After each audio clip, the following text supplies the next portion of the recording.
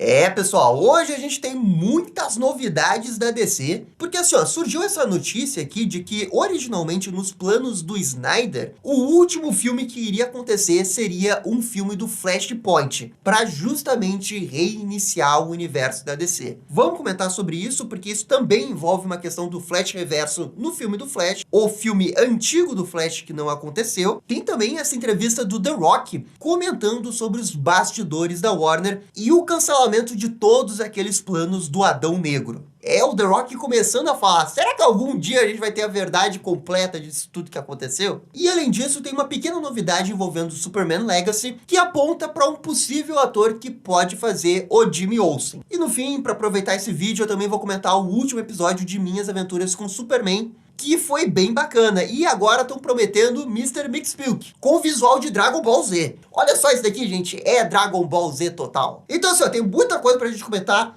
Roda a abertura e vamos lá. E pessoal, só antes da gente começar o vídeo, já vai deixando aquele bate-like, aquele bate-comentário, que isso ajuda demais aqui o canal. Muito obrigado para todo mundo que faz isso. Beleza, vamos começar sobre esse negócio envolvendo o filme do Flashpoint que teria encerrado o universo do Zack Snyder. E tudo isso começou porque o Jay Oliva, que é um animador que já trabalhou na DC e também trabalhou nos filmes do Snyder, ele comentou um negócio que até então ninguém sabia, de que no filme antigo do Flash, que tinha o roteiro do Rick Famuyiwa, iria aparecer o Flash Reverso. E que, na verdade, o Flash Reverso seria o grande vilão final do universo DC até o reboot. Porque o que ele está dizendo aqui, o Flashpoint seria o último filme do DCU do Zack Snyder. E no filme do Flash original, a gente teria as primeiras pistas de que o Flash Reverso existe e ele está manipulando algumas peças dentro do universo da DC. Gabriel, mas e quanto a todos aqueles planos do Darkseid, Liga da Justiça 2? Pois é, o Jay Oliva diz que esses planos não mudaram muito, eles iriam realmente acontecer, mas que depois dessa saga do Darkseid, eles iriam fazer o Flashpoint. Ele disse bem assim, ó, você faz o Flashpoint, todos os amigos agora são inimigos, e é um mundo no qual você não quer viver. Você pode reiniciar o universo e apresentar um novo elenco dessa forma, porque depois de 10 anos, os atores precisam partir para outra coisa. E ele também disse o seguinte, eu queria realmente capturar a severidade dos quadrinhos, mas também preparar o terreno para adaptá-lo como se fosse um filme live action da Marvel.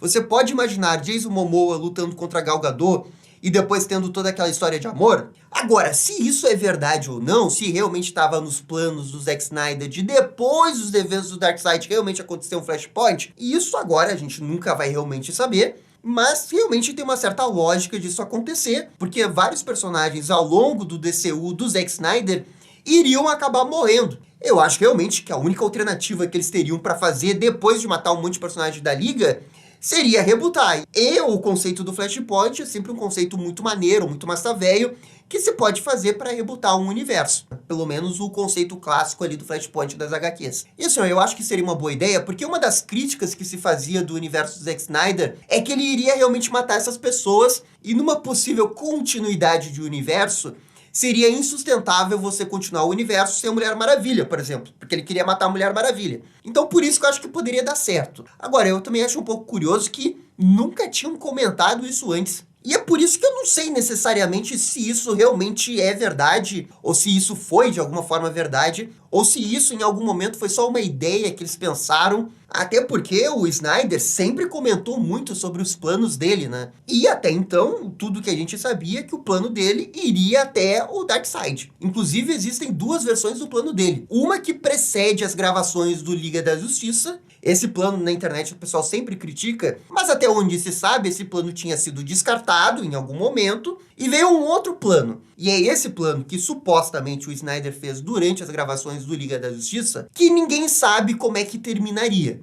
Só se sabe que teria o Darkseid, se sabe que teria aquele negócio do pesadelo, mas não se sabe exatamente quem que iria morrer e quem que não iria morrer. Mas nunca se teve uma confirmação de qual que seria o plano real do Zack Snyder pós-Snyder Cut. E de novo, eu até acho essas ideias legais. Talvez se lá na época de 2017 o Zack Snyder tivesse ficado e ele tivesse executado o plano dele que ele queria fazer, talvez hoje fosse diferente, talvez hoje as pessoas gostassem, talvez tivesse feito muito sucesso, talvez tivesse fracassado, não sei. Eu só acho que isso tem muito a ver com a dificuldade em que a Warner tem para comunicar os seus planos. Se em algum momento no line-up dos filmes do Zack Snyder iria ter Flashpoint, por que nunca comunicaram isso oficialmente, sabe? Porque eu imagino assim, ó, se você tá em 2017 e você anuncia os filmes que você teoricamente quer fazer, e você diz que ó, o último filme vai ser Flashpoint, que vai sair em 2024, 2025. Eu não consigo pensar como que isso seria uma coisa ruim, sabe? Porque as pessoas iriam ficar empolgadas e iriam fazer teorias em cima disso. É mais ou menos como a Marvel fez com Guerras Secretas. Tipo, falta uma eternidade ainda pra fazer o Guerras Secretas. Mas a gente sabe que vai ter e o pessoal fica teorizando em cima disso.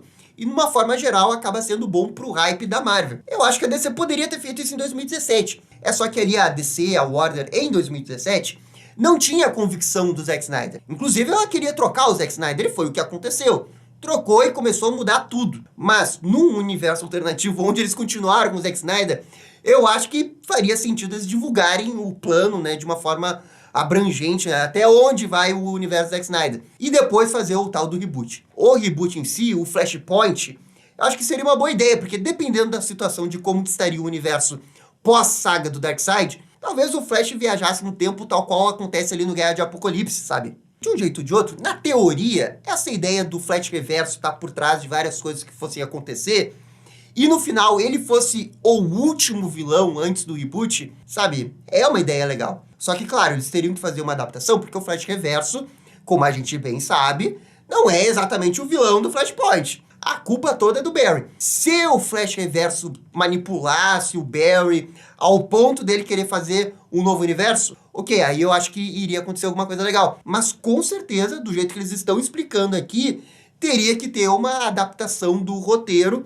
né, para levar pro Flashpoint. Fazer como tá nos quadrinhos eu acho muito difícil. Foi mais ou menos o que aconteceu com o filme do Flash que saiu, que adaptou o Flashpoint. Só que ali eles fizeram muitas adaptações para manter, né, a questão da história principal envolvendo o protagonista, que era a jornada do Barry. Pelo que o Jay Oliva tá explicando, ele tá olhando pelo outro lado, olhando pro lado do Massa Velho. A gente vai poder fazer com que esses amigos agora sejam os vilões.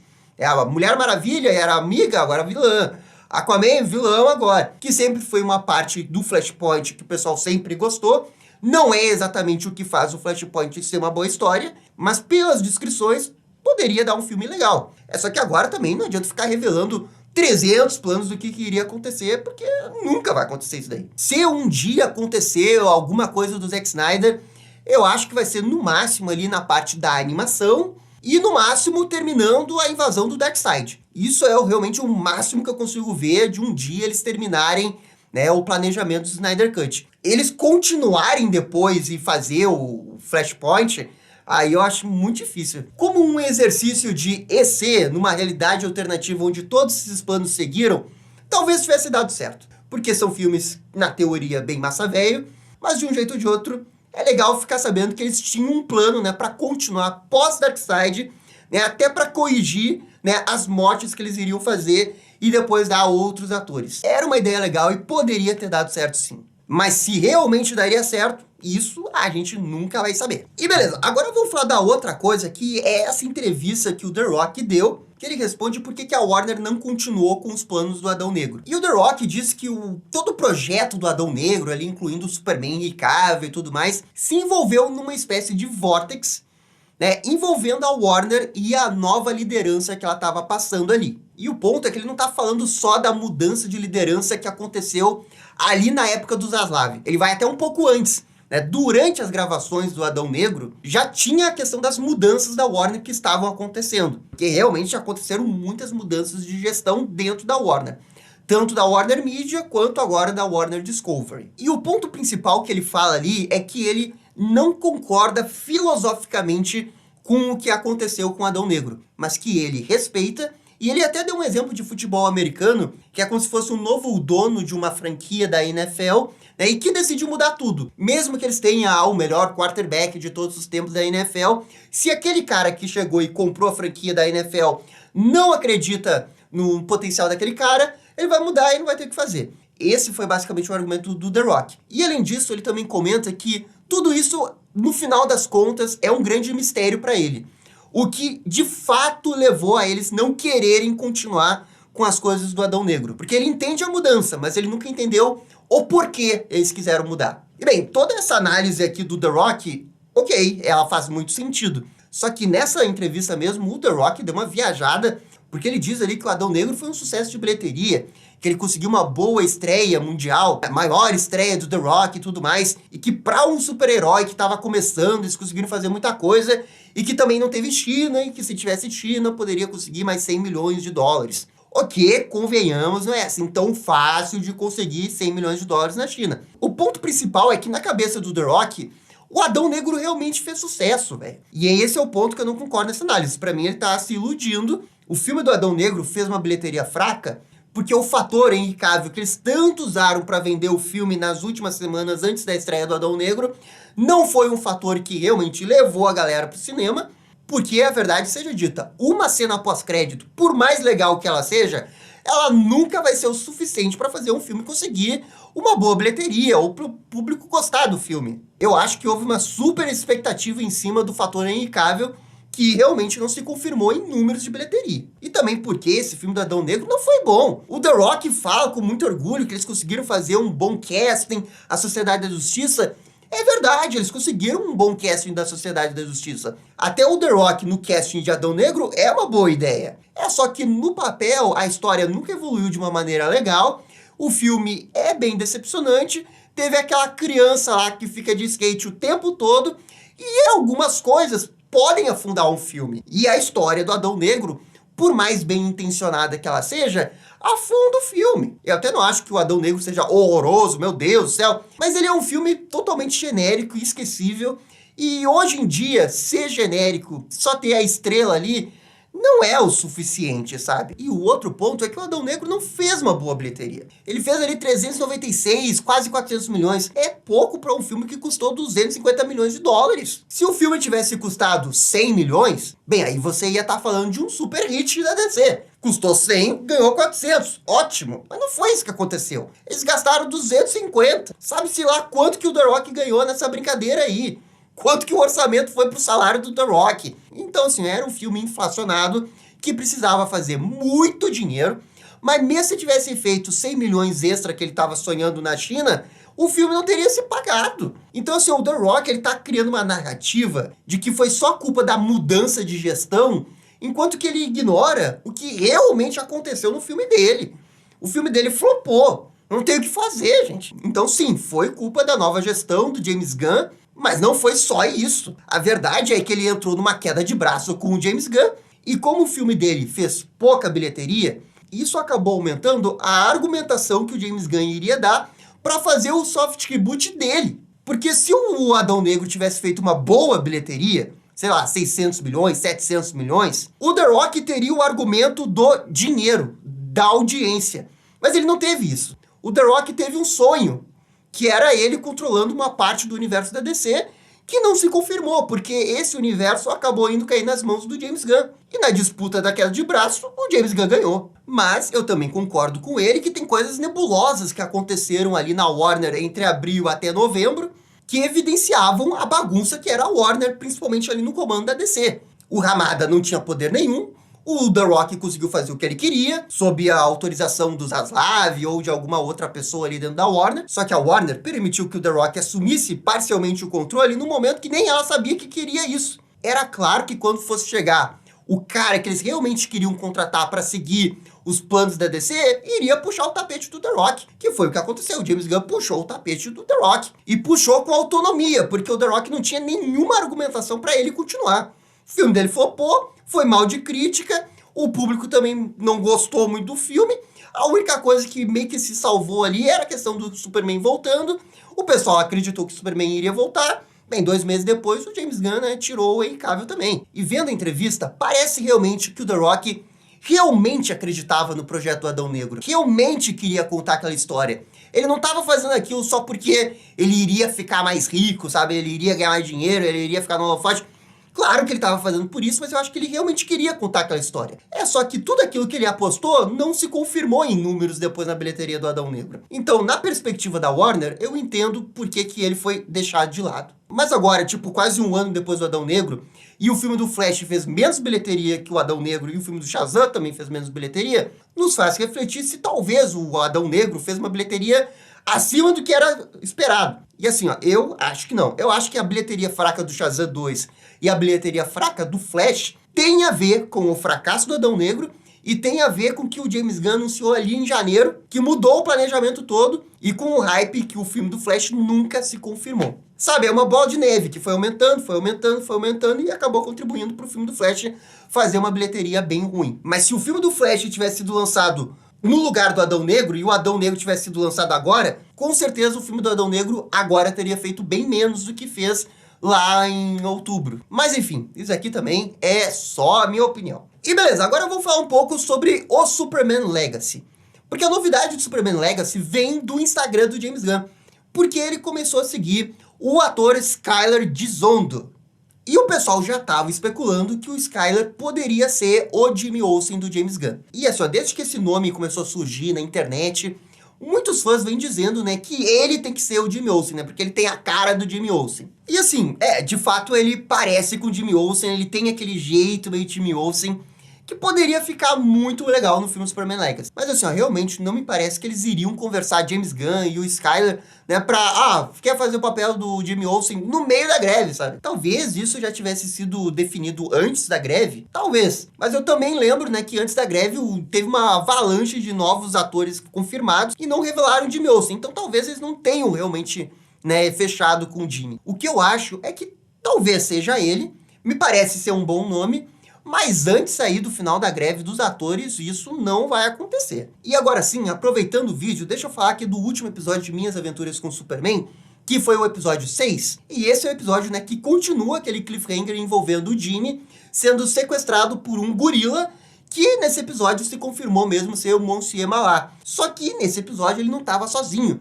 Ele estava junto com o Cérebro. E nesse universo eles são um casal e eles vivem separados no projeto Cadmus, que foi abandonado. Assim, esse episódio foi muito bom. Ele foi tão bom quanto o episódio 5. E a vantagem desse episódio é que pela primeira vez eles conseguiram dedicar um tempo maior para os vilões. A gente teve 2 vilões aí com sua origem contada. A outra coisa legal nesse episódio foi a dinâmica do Clark com a Lois. O Clark nesse episódio em nenhum momento se vestiu como Superman, mas teve que agir como Superman para salvar a Lois em vários momentos.